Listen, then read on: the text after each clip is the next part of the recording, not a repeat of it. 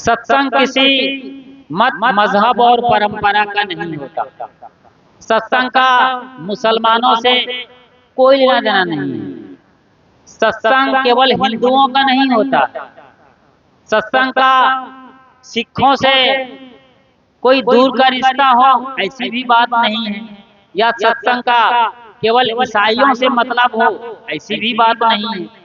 सत्संग का सीधा मतलब आपसे है। आप जो एक स्त्री हैं, पुरुष हैं, माँ है, बाप हैं, दादा हैं, दादी हैं, ताऊ हैं, ताई हैं, चाचा चाची, जो भी रिश्ते नाते हैं, यहाँ तक कि ये बाल गोपाल, भले ही इन्हें जरा गहरा बोध ना हो सत्संग का, लेकिन इनको भी समझ में आती है बात कि बात क्या बताई जा रही है, कौन सी बात अच्छी है और कौन सी बात बुरी है। बच्चे समझते हैं, व्यक्त नहीं कर पाते हैं। इसलिए सत्संग का व्यक्तिगत जीवन से मतलब है। जीवन जो उबड़ खाबड़ चल रहा है, जीवन जिसमें हताशा और निराशा है, दुख है, पीड़ा है, तकलीफ है, रोना है, आंसू बहाना है, इस जीवन को हंसते मुस्कुराते हुए जीवन के लिए हमें परमात्मा ने दिया था, और आज हमने अपने ही जीवन को बिगाड़ लिया। आज हर आदमी अपने जीवन से शिकायत कर रहा है। ऐसा कौन आदमी होगा जो एक बार सुसाइड करने का ना सोचा होगा? कोई है ईमानदार तो हाथ खड़ा करिए जिन्होंने कभी भी जिंदगी में अपने मरने के लिए ना सोचा हो, खड़ा करिए हाथ।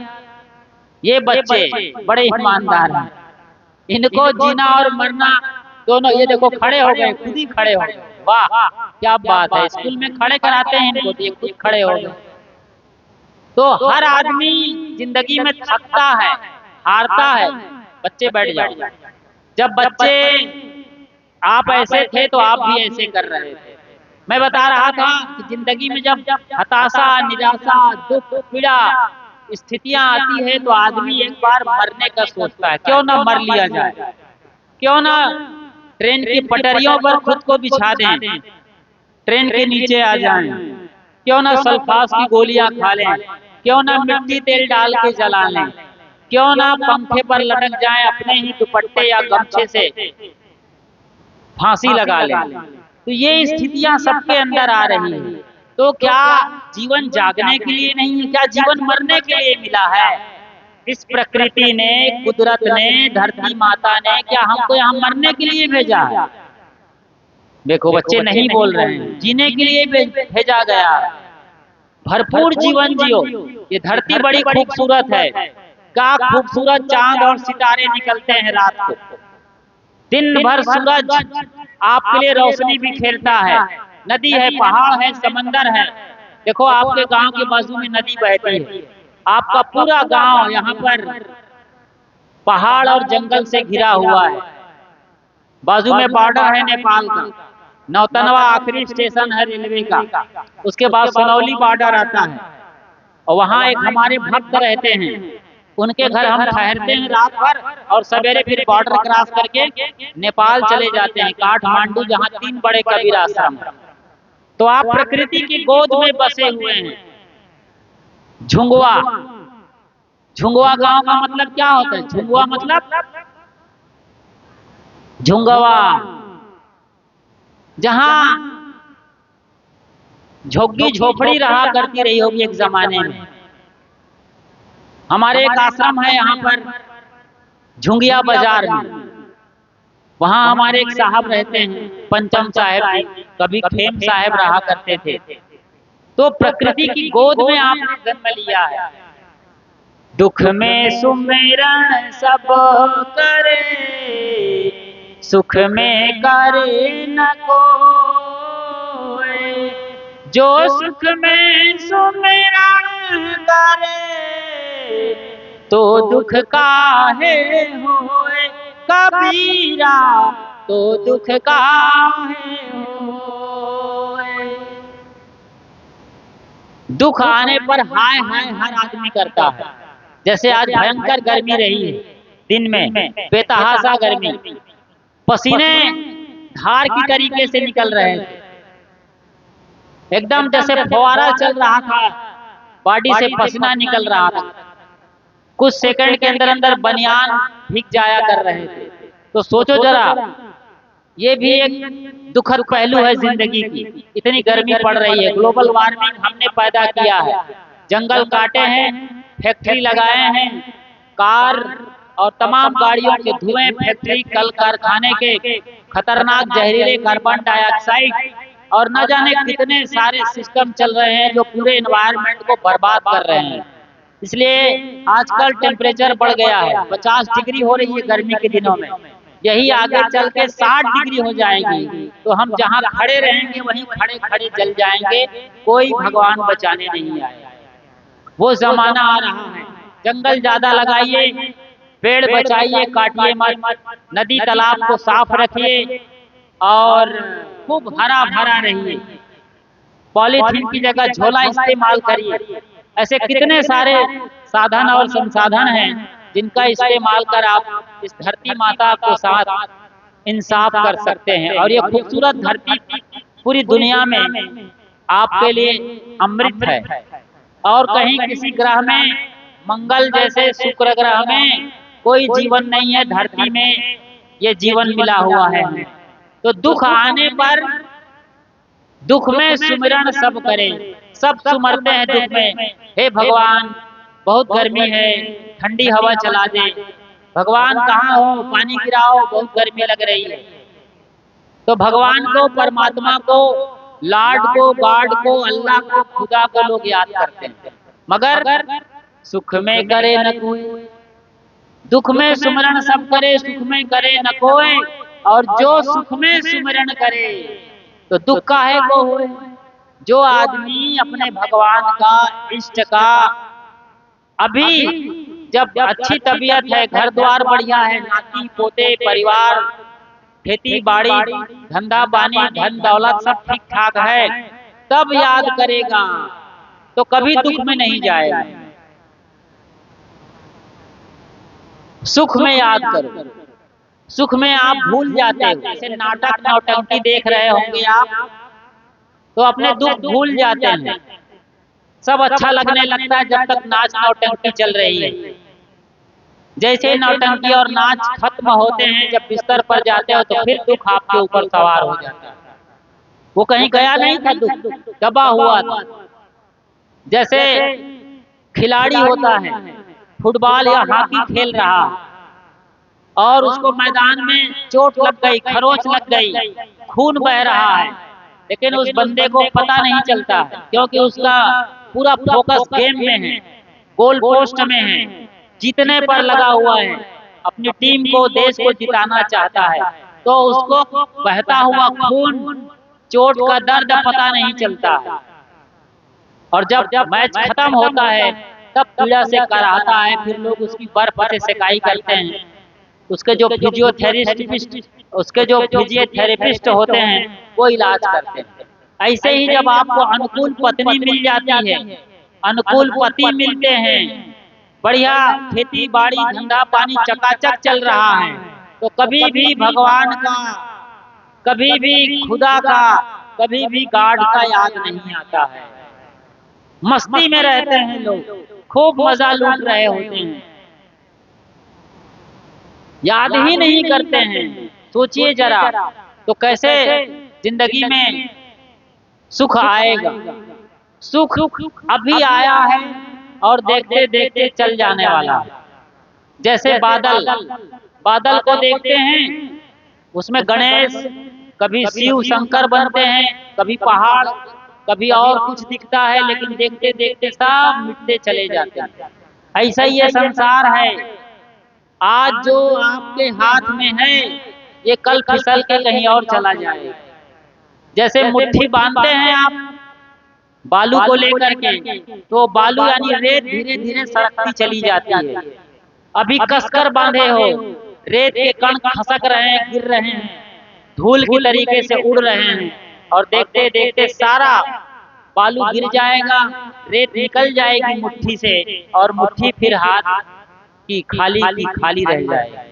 इकट्ठे कर जहां के जर, सभी मुल्कों के माली थे, सिकंदर जब चला दुनिया से तो दोनों हाथ खाली थे। सिकंदर जैसा लुटेरा आतताई भी मरते बखत अपने लोगों को बोला था कि मैंने बहुत लूटा, बहुत पाप किया है, अब मैं प्रायश्चित करना चाहता हूँ।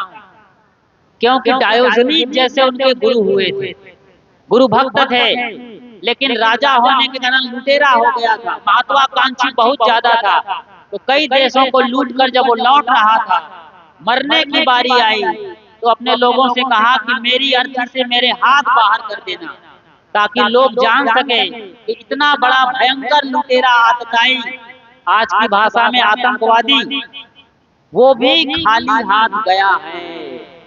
इकट्ठे कर जहां के जर सभी मुल्कों के माली थे, सिकंदर जब चला दुनिया से दोनों हाथ खाली। क्या आप लोग सिकंदर नहीं हैं? आप लोग भी सिकंदर हैं, अपने घर के, अपने परिवार के, समाज के, देश के, राष्ट्र के छोटे छोटे सिकंदर। लेकिन आप भी खाली हाथ जाएं, मुट्ठी बांधे आए जगत में, हाथ पसारे जाना। इतनी बड़ी सच्चाई को देखने का नाम सत्संग है। इस सच को जो देख लेगा वो कभी नहीं रोएगा, कभी चिंता में नहीं जाएगा। जब मौत आएगी वो खड़ा रहेगा सीना तान के, स्वागत करेगा वो मौत का, आरती उतारेगा वो मौत का कि मेरा अहो भाग्य है कि आज मौत मेरे सामने आई है। स्वयं यमराज अपने भैंसा पर आए हैं, मुझे ले जाना चाहते हैं। कबीर साहब ने क्या कहा है?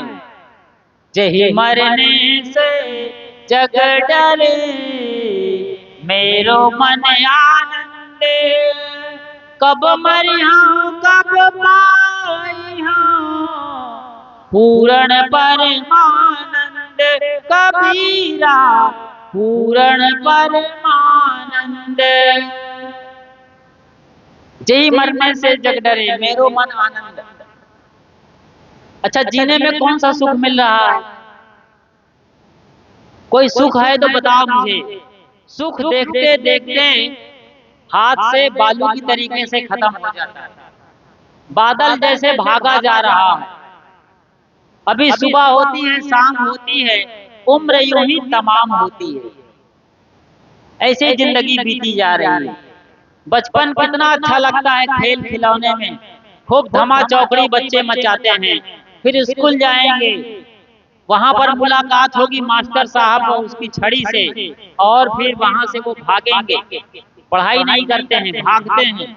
आजकल मोबाइल का जमाना आ गया, मोबाइल में घुसे रहते हैं, स्क्रीन टच मोबाइल आ गया, रील्स देख रहे हैं, शॉर्ट वीडियो देख रहे हैं। वहां कुछ भी नहीं है, लेकिन सुख मालूम पड़ता है।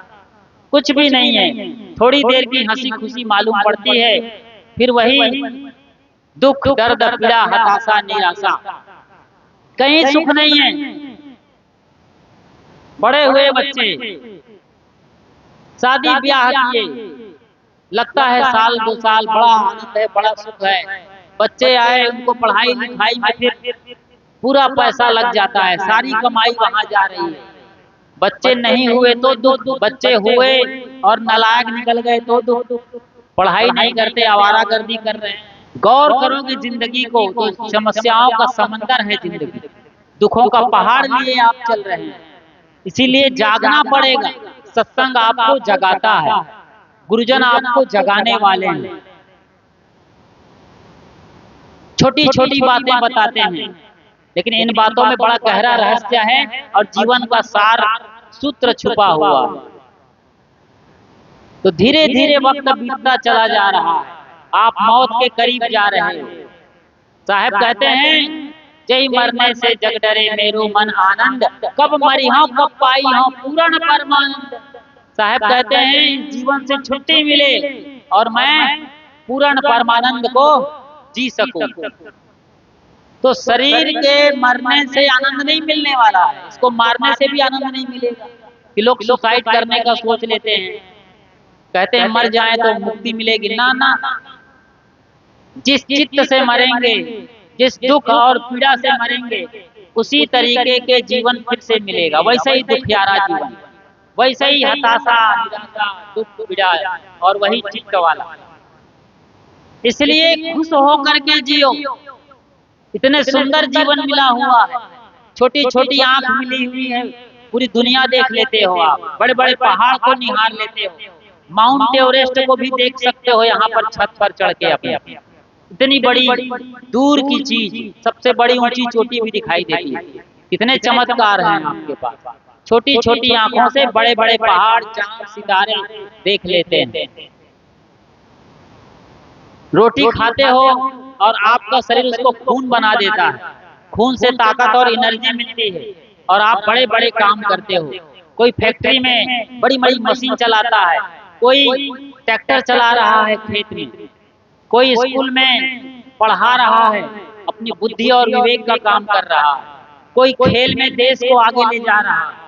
कितनी ताकत है। माँ बहनें चूल्हा चौका से लेकर आज फाइटर प्लेन उड़ा रही हैं, जंबो जेट उड़ा रही हैं। लड़ाई में ऑपरेशन सिंदूर हुआ था तो वहां पर हमारी देश की महिलाएं डटी हुई थी, बड़ी बड़ी टैंक और मोर्टार मिसाइल चला रही थी और पाकिस्तान के चारों खाने चित्त कर दिए, चकनाचूर कर दिए उसको, उसके सारे एयरबेस और